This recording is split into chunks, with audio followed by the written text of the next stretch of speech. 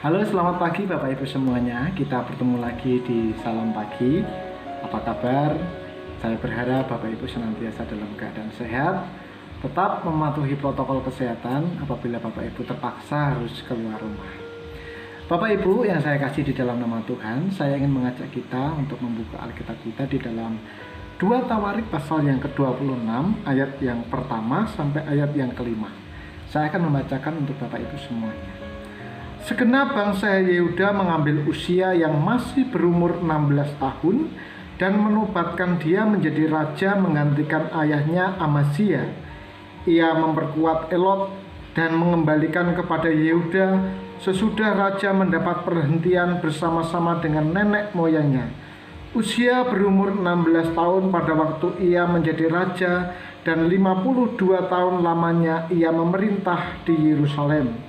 Nama ibunya ialah Yekolnya dari Yerusalem. Ia melakukan apa yang benar di mata Tuhan, tepat seperti yang dilakukan Amazia ayahnya. Ia mencari Allah selama hidup Sakaria yang mengajarkan supaya takut akan Allah. Dan selama ia mencari Tuhan, Allah membuat segala usahanya berhasil. Bapak Ibu yang saya kasihi, kalau kita mau menyadari di sepanjang kehidupan kita itu merupakan proses pembelajaran. Baik itu hal yang buruk ataupun yang baik, semuanya dapat kita pelajari. Tentu untuk sampai tahap sekarang ini kita belajar panjang. Saya bisa belajar dari orang-orang banyak di sekeliling saya tentang keberhasilan mereka dan juga tentang kegagalan mereka. Saya perlu berhati-hati. Nah, inilah hidup. Hidup adalah proses yang terus-menerus mengajarkan kita dari pengalaman-pengalaman yang terjadi supaya kita menjadi semakin dewasa dan hidup kita semakin berarah kepada Tuhan. Tapi tidak demikian dengan Uzia, Bapak Ibu. Kalau kita membaca perikop ini secara lengkap, ada banyak hal yang terjadi dalam kehidupan Uzia sebagai seorang raja.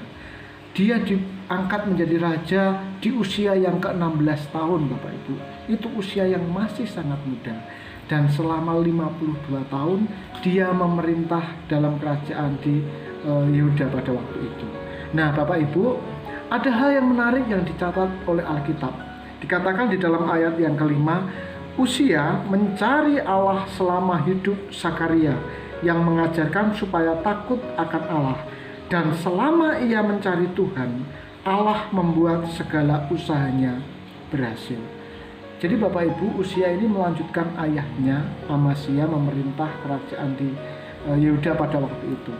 Kita tahu bersama bahwa Amazia adalah seorang raja yang berhasil. Tetapi di akhir perjalanan karir kerajaannya, dia sombong, dia jatuh dan akhirnya dia dikucilkan oleh Tuhan. Nah, Uzia ini menggantikan ayahnya sebagai seorang raja. Apa yang terjadi atas kehidupannya? Dia tidak bisa belajar dari ayahnya. Padahal dia tahu bahwa ayahnya di akhir pemerintahannya menyombongkan diri dan meninggalkan Tuhan. Dan ketika Uzia memerintah, di awal pemerintahannya Uzia melakukan segala sesuatu yang diberkati oleh Allah. Karena apa? Karena Uzia dikatakan takut akan Allah. Tetapi di dalam proses perjalanan kepemimpinannya, rupanya dia jatuh kepada hal yang sama, yaitu dosa kesombongan. Padahal selama dia memerintah dan mengandalkan Tuhan, Tuhan membuat dia berhasil. Bahkan dia bisa memperluas kerajaan Yerusalem pada waktu itu. Bahkan Bapak Ibu, namanya itu termasyhur sampai ke Mesir. Nah, tetapi di akhir hidupnya dia jatuh dalam hal yang sama seperti ayahnya Amazia. Uzia tidak bisa belajar dari orang tuanya akan kegagalan.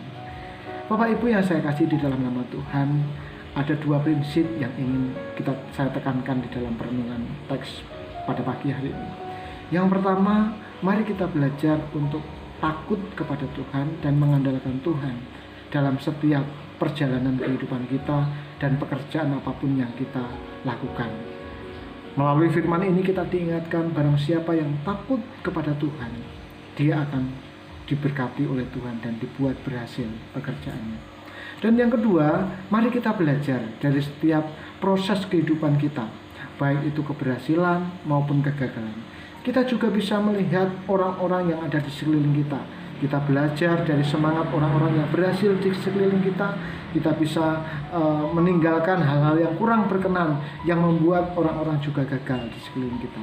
Sebaiknya mari kita terus mengolah diri kita, mengolah hati dan pikiran kita, agar kita semakin mengasihi Tuhan dalam kehidupan kita, sehingga kehidupan kita diberkati oleh Tuhan dan tidak gagal. Mari Bapak Ibu kita belajar dari teks ini. Ya, dari teks ini kita belajar bagaimana hidup orang yang mengandalkan Tuhan.